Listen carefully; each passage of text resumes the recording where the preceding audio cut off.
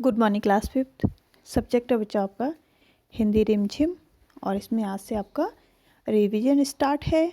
और रिवीजन में मैंने जहाँ से आपको हाफेली के बाद पढ़ाया है और अभी तक पढ़ाया है वहीं तक आपका सेकेंड यूनिट टेस्ट में आएगा। ठीक है ना, ये आपका सेकेंड यूनिट टेस्ट का सिलेबस है, तो ध्यान से जो पढ़ाया जा रहा है उसको ध्यान दीजिएगा। ठीक है ना। तो रिवीजन में आज है आपका चावल की रोटियाँ। ओके, चावल की रोटियाँ एक नाटक था, आपने पढ़ा होगा। ठीक है, तो इसके आज हम क्वेश्चन आंसर करेंगे। ओके, सबसे पहले इसमें है शब्द अर्थ। ठीक है ना, कभी कभी आपके एग्जाम में शब्द अर्थ भी आते तो इनको भी ध्यान दीजिएगा। दस्तक देना, दस्तक पता किसी का आ जाना, तो आ जाने पे क्या करते हैं, दरवाज़ा खटखटाना।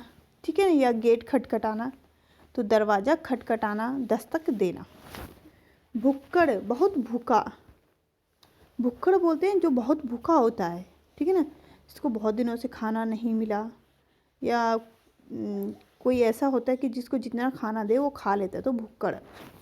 तलाशी, तलाशी होती खोजबीन। जिस्म, शरीर, बॉडी जिसको बोलते हैं हम। यकीन, विश्वास। इर्द गिर्द, आसपास। फिर है बदकिस्मती, बदकिस्मती होती दुर्भाग्य, जिसकी किस्मत अच्छी नहीं होती। प्रबंधक, व्यवस्था करने वाला। ठीक है, जैसे आपकी व्यवस्था, जैसे आपके घर में कोई व्यवस्था करता है, आपके स्कूल में आपने देखा होगा कौन व्यवस्था करता है, तो उसको बोलते हैं प्रबंधक, व्यवस्था करने वाला। नेकी, भलाई। खुशकिस्मती, सौभाग्य। पेट में चूहे दौड़ना, आप क्या बोलते हैं, भूख से क्या हो रहा है, पेट में चूहे दौड़ना, तो बहुत भूख लगना। और इसमें है लास्ट कोशिश, कोशिश का अर्थ होता है प्रयास करना। ठीक है, अब देखिए बच्चे, इसमें दो प्रश्न हैं, इनको ध्यान से सुनिए। इस नाटक में कौन कौन और कौन इस नाटक में कौन कौन मुख्य और कौन गौण पात्र है। तो इस नाटक में हम कोको का मुख्य पात्र कहेंगे, बाकी सभी नीनी, मिमी, तीनुशु और उबा तुन गौण पात्र हैं। ठीक है, अब देखिए यहाँ पे अपने राज्य में चावल का प्रयोग कैसे होता है। हमारे राज्य में चावल का प्रयोग कैसे होता है, तो आपको पता है हमारे प्रांत में चावल का प्रयोग कई प्रकार से होता है। नमकीन चावल, मीठा चावल, ठीक है ना, पुलाव, कई तरह के क्या बनाए जाते हैं, प्रकार से चावल को बनाया जाता है।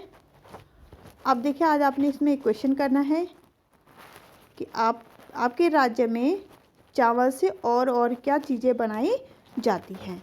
ठीक है ना, और भी क्या चीज़ें बनाई जाती हैं, तो आपने उनके नाम लिखने हैं। ठीक है ना, 3 या 4 नाम आप लिखिएगा जो आपके राज्य में चावल से बनाई जाती है। ठीक है, तो आज आपने क्या करना है, अपनी कॉपी पे इन शब्द अर्थ को लिखना है। और ये जो 2 प्रश्न हैं इनको आप चाहे यहाँ से लिखते हैं या अपनी कॉपी से आप लिख सकते हैं। ठीक है ना, आपने पहले ही इसको किया है। और जो मैंने प्रश्न बोला है कि आपके राज्य में चावल से और क्या क्या चीज़ें बनाई जाती हैं, उसको आपने लिखना है।